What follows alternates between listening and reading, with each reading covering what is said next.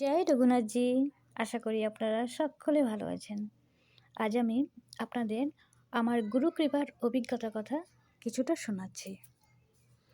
আমাদের শাস্ত্র বলে যে গুরুর কাছ থেকে দীক্ষা নিলে মুক্তি লাভ হয়, মোক্ষ লাভ হয়। আর আধ্যাত্মিক মা বলেন যেটা সবথেকে বড় জিনিস, জ্ঞান লাভ হয়, যেটা কি সাধারণ মানুষ নিতে চায় না, পেতে চায় না। কিন্তু জ্ঞান হচ্ছে আসল জিনিস। জ্ঞান যদি হয়ে যাবে তো ঈশ্বরকে পাওয়া খুবই সুবিধা হয়। তারপর সে নিজে সেরকম তার গুরুর নির্দেশে আধ্যাত্মিক পথে এগোতে থাকে। ওটাই হলো আসল উদ্দেশ্য। গীতাতেও তাই বলে। গুরুর প্রয়োজন সবারই হয়। তাই আমিও একটা উদ্দেশ্য নিয়ে মনে মনে ভেবে রেখেছিলাম যে আমিও পূজা আর্চা করি, আধ্যাত্মিক বিষয়টাও ভালোবাসি। তো আমারও মনে ইচ্ছা ছিল এমন গুরু যদি আমিও ধারণ করতে পারতাম। যখন ওনার সাথে আমার যোগাযোগ হলো, তো আমি ওনাকে জিজ্ঞাসা করলাম। উনি আমাকে প্রথমেই না করে দিলেন। বললেন, আমি দীক্ষা দেই না, আর এত তাড়াহুড়োর কী আছে, তাড়াতাড়ি বা কী, আরও কত ভালো ভালো গুরুরা আছে, ওখানে যান, দেখুন, হয়তো ওদের থেকেই আপনি কাউকে পেয়ে যাবেন। আর উনি আরও একটা কথা বলে দিয়েছিলেন, যেটা সবথেকেই ভীষণ ইম্পর্টেন্ট, তা হলো যে পূর্বজন্মে আপনার গুরু, তো সেই আপনার গুরু হবে। আর যখন সময় হয়ে যায় তখন ঈশ্বরের যোগাযোগ বা সংযোগ করিয়ে দেন গুরুর সাথে। তবে বুঝতে নিজেকে হবে। প্রতিটা জিনিস তো আর ঈশ্বর আপনাদেরকে বলবে না, আপনাদেরকেও কিছু বুদ্ধি বিবেক লাগাতে হয়। কোথায় যোগাযোগ করতে হয়, কিভাবে যোগাযোগ করতে হয়। কিন্তু এখনও আমি ওনাকে সরাসরি দেখিনি, বা উনিও আমাকে সরাসরি দেখেননি। কিন্তু ওনার সাথে যোগাযোগ হওয়ার পর আমার মন আর অন্য কোথাও যেতে পারেনি গুরুর খোঁজে। ওনার ব্যক্তিত্ব আর ওনার কথা বলার মধ্যে এক দিব্য অলৌকিকতা আমি অনুভব করতাম। মগ্ন হয়ে শুনতাম, একটা টান অনুভব করতাম, ছটফট করতাম ওনার কথা শোনার জন্য, ভীষণ ব্যাকুল থাকতাম। শান্ত চিত্তে ওনাকে আমি অনুভব করলাম ও বুঝতে পারলাম উনিই আমার প্রকৃত জায়গা, যেখানে আমি যেতে চাই, আর যেখান থেকেই আমার আধ্যাত্মিক পথ আরও সুগম থেকে সুগম হবে। তারপর থেকে ক্রমশ আধ্যাত্মিক আমার উন্নতি হতে লাগলো।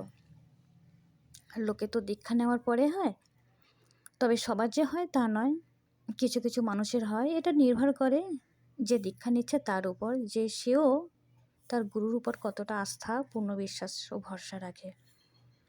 তো আমি ক্রমশ আধ্যাত্মিক দিকে এগোতে লাগলাম। কোনো অসুবিধা হয় না, তীর্থ ভ্রমণ করি, আর জীবনযাপনও ভালোভাবে চলে যায়। আধ্যাত্মিক কাজগুলোও আমি অনেকটা ভালোভাবে করতে পারি ও অনেক জ্ঞান লাভ করি। অনেক ব্যাপার থাকে যেগুলো আমরা জানি না, সাধারণত এগুলো কেউ বলে না, কিন্তু ওনার সাথে যোগাযোগ হওয়ার পরে উনি আমাকে ক্রমশ জানিয়েছেন। আর সেগুলোতে আমি ফলীভূত হতে দেখেছি যখন আমি ওনাকে স্বপ্নে বারংবার দেখেছি এবং দেখছিও। আর এই স্বপ্নগুলোই সবই ব্রহ্মমূর্তিই দেখি, কারণ স্বপ্ন দেখার পরেই ঘুম ভেঙে যায়।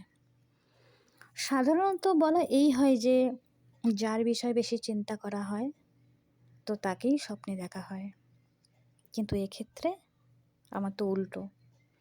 কেননা আমি ওনাকে দেখিনি, সামনাসামনি কোনো সাক্ষাৎও নেই, কিন্তু তবুও মনে হয় একটা ডিভাইন এনার্জি, স্পিরিচুয়াল এনার্জি কাজ করছে, যার ফলে আমি ওনাকে অনেক রূপে বুঝতে পারি।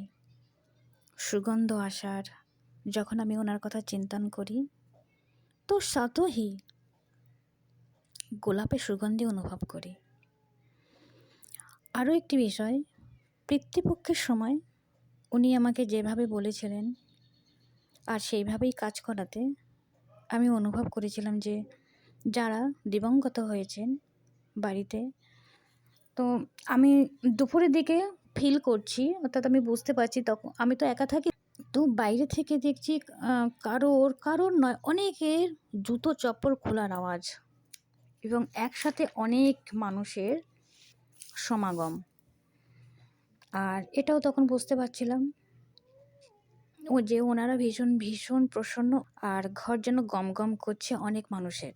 আশ্চর্যের কথা এই যে উনি আমাকে আগে আগে বলতে থাকেন, অনেক কথার ইঙ্গিতও করে দেন, আর সেগুলো পরে পরে ঘটতেও থাকে। আমার দৃষ্টিতে আমার আধ্যাত্মিক মা কোনো সাধারণ নন, উনি পরব্রহ্ম।